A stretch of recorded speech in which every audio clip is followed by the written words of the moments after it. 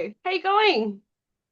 For some reason, I'm straight and you're sideways. What is happening here? Hold You're on. side. Yeah, you're sideways for me, actually.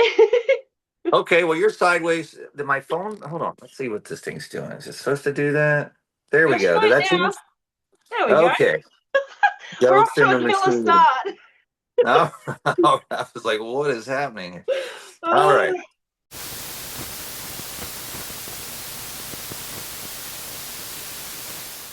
I'm Kyra from Heavy Mag here with Mr. Wednesday 13 talking about his upcoming tour to Australia. How are we today? I'm good. I'm good. I'm alive and well. It's getting close to Wednesday. See what I did there? Yeah, I know Yes. it's actually quite confusing having an interview with Wednesday 13 on a Tuesday. From Story of my life. And it's Monday for me, so it's even more confusing. yeah, yeah, that's 6 o'clock in the morning on Tuesday here in Australia. Oh, whoa. We Yeah, should it is. Yeah. I'll be on that schedule soon. But it's been a busy day. I've been at the dentist, and Oh, I'm getting packed up for tour. I leave for Europe for a month in a couple of days. So I'm a crazy person, so I start pre-packing, and worst thing to do is to get in the middle of Europe somewhere and go, oh, I forgot this. I need my action man. I need this dude. I left him right there. So I'm pre-packing, so he's ready to go in the suitcase. Is this a lucky ritual or? No, it's just this is actually Sylvester Stallone from the 1985 film Over the Top, the arm wrestling movie.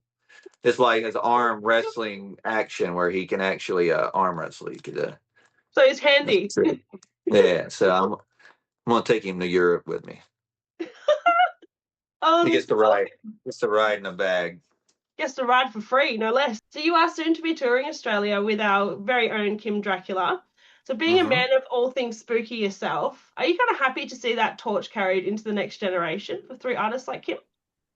I love it. I love it. I recognized the Kim Dracula name. I don't know how long he's been out. I'm horrible at time, but I feel like it's been maybe a year and a half, 2 years ago when I heard the name, and I hear Dracula, anything, I'm going to check it out. So I mean, I I'm like, all right. So I didn't know what to expect, and the video and the visual, everything was just it was insane, and it got my attention, and then flash forward, my agent goes, "Hey, have you heard of Kim Dracula? They want to tour with you." I'm like, "Let's do it." And happened to be Australia, so it was a cool place, and just cool to mix our audiences together. I come back to Australia so often, and I play pretty much to the same audience. Not that that's a bad thing, but I'm always looking to grow my audience and meet new people. I tell people all the time, I'm like, "I'm your favorite band. You just don't know it." It's just so it's just with the new record, we're just trying to get in front of more people. So doing a tour with Kim Dracula and doing something with his audience that may not know who we are. So it's a good crossover, and we're all blood drinkers. That's it. It's a match made in spooky heaven. Yeah, exactly. So other than your Sylvester Stallone that you've already showed us, do you have any other Mhm. weird rituals or anything that you do that you've adopted over the year before you perform? I always listen to music. I've did it before. I mean, since I've been touring for 20 years, I always have a little music player backstage. Or in the beginning, it used to be my little compact disc player, and we had to get a radio with batteries, and now it's Bluetooth and your Spotify, and so I've got a playlist that's I'm constantly adding to my playlist, and it's just all hair metal songs from late '80s, early '90s, and I have to hear it before and after the show. It's like my warm up and my cool down. So you're still a glam metal man at heart. Always. You recently released a fright mask with your face for fans to wear. Hmm. On a scale of 1 to 10, how creepy would it be to look out in the crowd and just see yourself looking back at you? I hope I get to see that. We're actually going to be selling some of them on the tour, so I'm Oh, cool. sure I'm going to see it. Yeah. At least 10 of them, because I'm bringing like 10 on the tour or to sell. And the weird thing about them is they're like not normal size. They're bigger than, so See. they look even weirder. And so I'll have one on stage. I don't know what I'm going to do with it yet. I'm going to wear it myself. I mean, I want to dress up as myself for Halloween, maybe. Oh, it's too good. It's too good. I wanted to touch on your running away film clip from your new album, Mid Death Crisis. Now, you seem to Yes. be very comfortable carrying a dead weighted body. Is that something that we can talk about on here, or what's the go there? Have we done this before?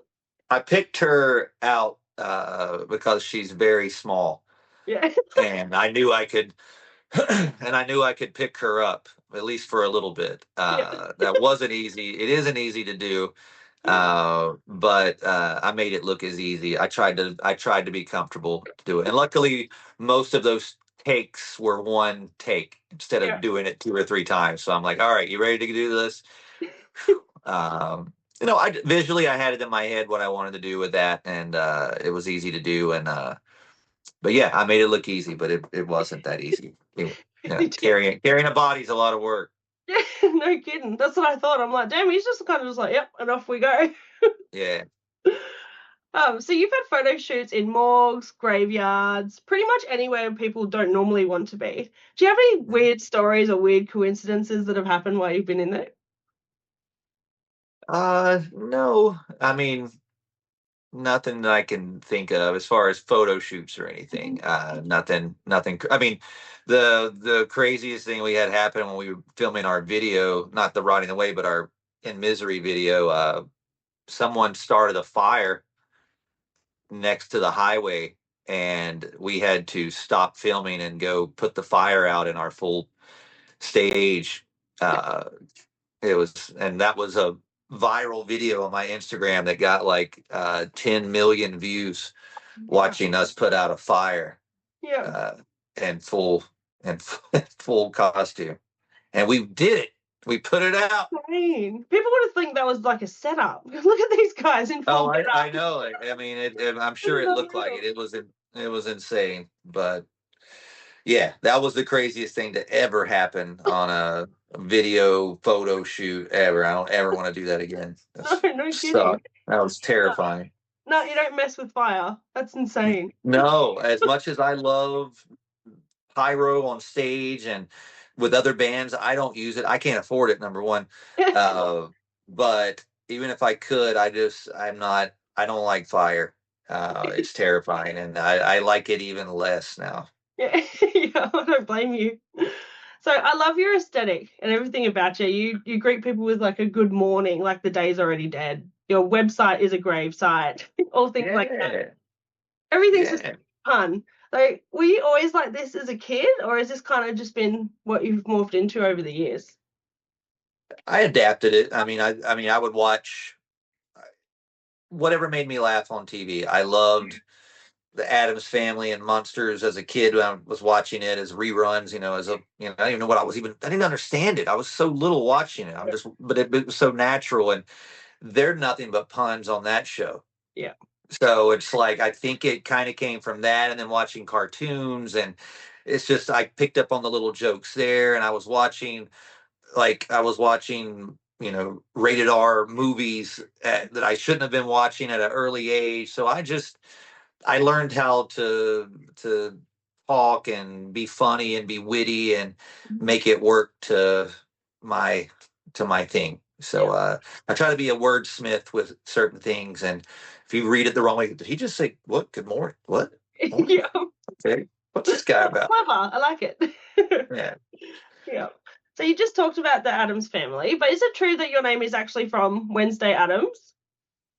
That's what. Yeah, I didn't know it was going to be a show that would come back 30 years later or something. Yeah. I was a big fan of the show. I loved her sarcasm.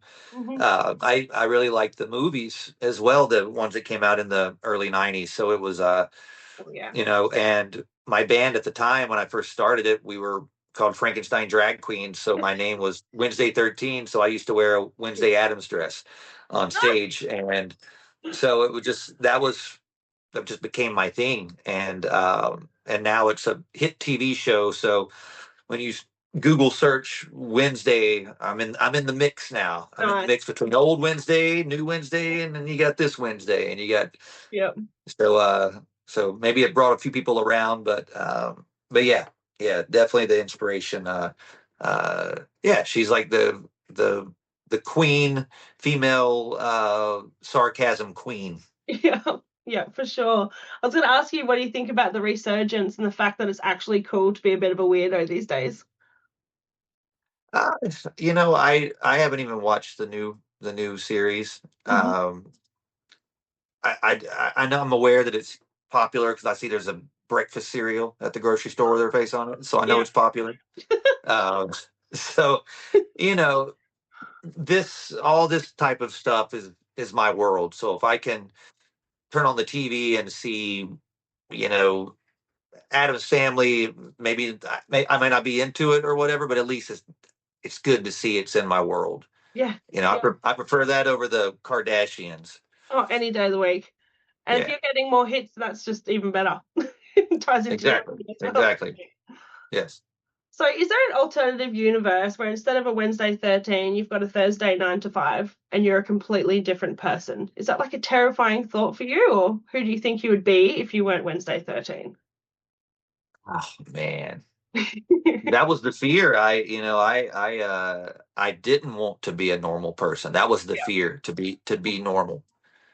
And when I started doing this years ago, I felt like I escaped that, and Yeah. I still feel like I'm on the run. I've escaped it. You get sucked Yeah. back into that world. I don't want to do it. Um, so I don't know. I can't imagine that because I only imagined not doing that. Yeah. Yeah. Yeah. I don't know that I could even imagine if there is an alternate universe in that world. I don't want to know about it. I don't I want don't any. I don't want to work. This Yeah. is all I want to do. I got all my cool shit and I'm happy here. Yeah.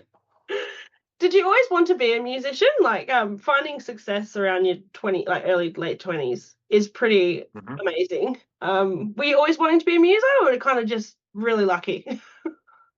Uh, I mean, before music, I literally wanted to be Rambo. As dumb as that sounds, like not like necessarily not be him, but I Yeah, thought, yeah, hey, I could do what he did. A one man. I wanted to be a one man army. yeah, I didn't necessarily want to join the army. I just wanted to be a one man army like Rambo. yeah, And I love GI Joe cartoon. I was obsessed with that. So I liked military type kind of stuff, and I thought that was going to be, when I'm talking when I'm 8 9 years old. Where are you going to grow up and be? I'm going to one man army. yeah, Uh, and then watching like Nightmare on Elm Street and all these horror movies, I kept seeing and hearing rock music, and I liked it. yeah, And then I started seeing the imagery with it, and I liked it. And when I got into rock music, I didn't want to be a one man army anymore. I yeah, wanted to play music, and I wanted to be in a band, and then I got the dream of doing that. So since I was 10, 11 years old, I've been wanting to be a successful musician.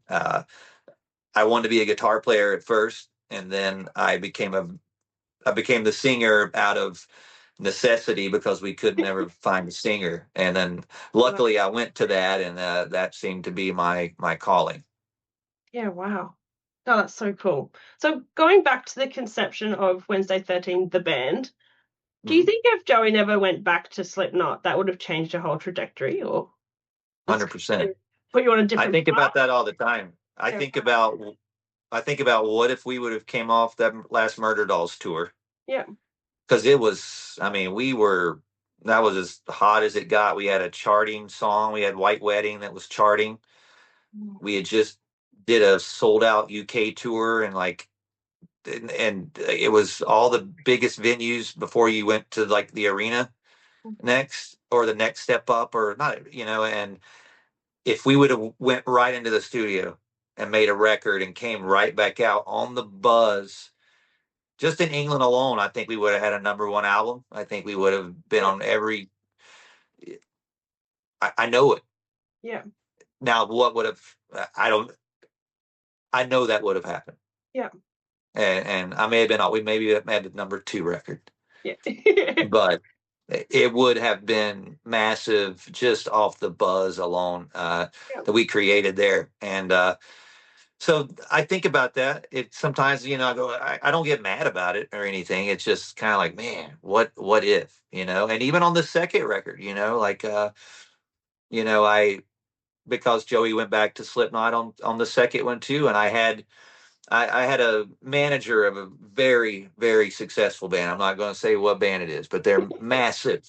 I Yeah. mean, massive right now. They are massive. And they told me, they were like, that last Murderdolls record was great. And your Nowhere song should have been a hit, could have been a hit. And you get people like that telling you stuff and you go, fuck. Yeah. God damn it.